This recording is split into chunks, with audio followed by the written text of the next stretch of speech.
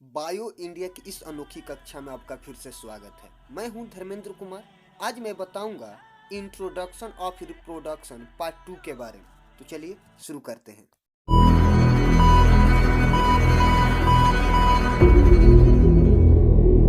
Such large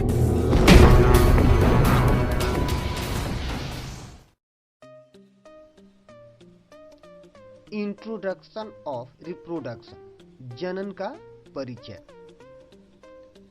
आज मैं बताने जा रहा हूं सेक्सुअल रिप्रोडक्शन के बारे में। यदि आप इस वीडियो का पार्ट 1 नहीं देखे हैं तो मैं नीचे डिस्क्रिप्शन बॉक्स में लिंक दे रहा हूं, आप देख सकते हैं।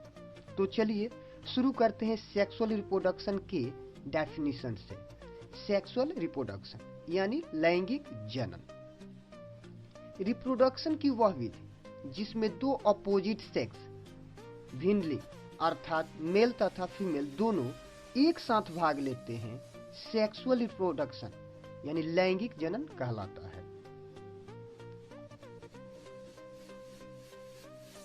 इस मेथड में रिप्रोडक्शन की इकाई यानी रिप्रोडक्शन की दो इकाई सेल्स की उत्पत्ति होती है जिसे हम गैमेट्स कहते हैं।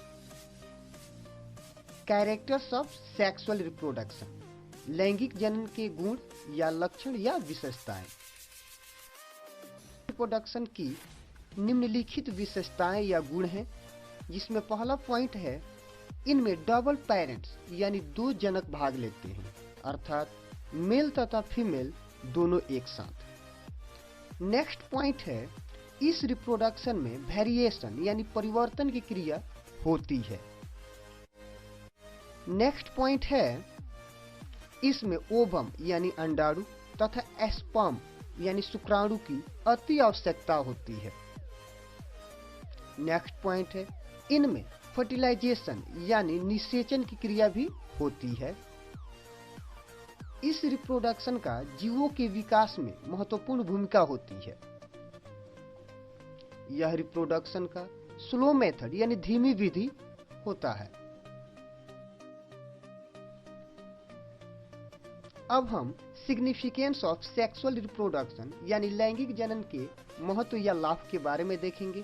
तो सेक्सुअल रिप्रोडक्शन के निम्नलिखित महत्व या लाभ है, जिसमें पहला पॉइंट है इस रिप्रोडक्शन में वेरिएशन यानी परिवर्तन तथा म्यूटेशन यानी उत्परिवर्तन उत्पन्न होता है।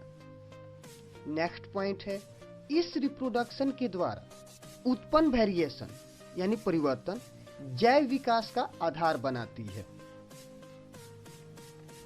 नेक्स्ट पॉइंट है इस रिप्रोडक्शन के कारण कोई भी दो जीवधारी एक समान दिखाई नहीं देते हैं।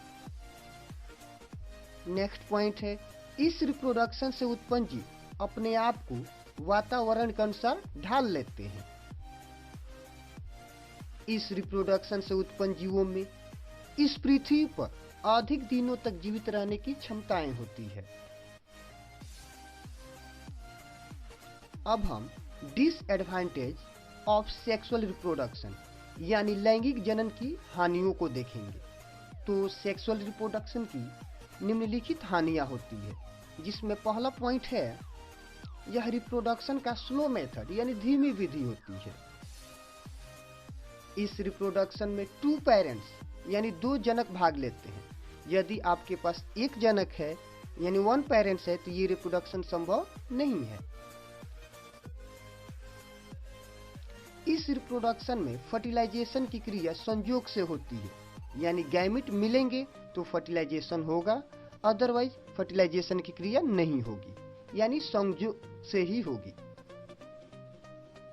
इस रिप्रोडक्शन में जीवन संघर्ष अधिक होने के कारण निम्न आनुवंशिक संगठन वाले प्राणी समाप्त हो जाते हैं, यानी इसमें जो उच्च संगठन वाले प्राणी होंगे वही जीवित रहेंगे, अदरवाइज निम्न संगठन वाले प्राणी समाप्त हो जाएंगे। इस रिप्रोडक्शन के लिए कई स्रोतों की आवश्यकता होती है, यानी आपके पास स्रोत है तो ये रिप्रोडक्शन संभव है, नहीं तो ये रिप्रोडक्शन संभव नहीं है। तो इंट्रोडक्शन ऑफ रिप्रोडक्शन में आज के लिए इतना ही। तब तक के लिए गुड बाय।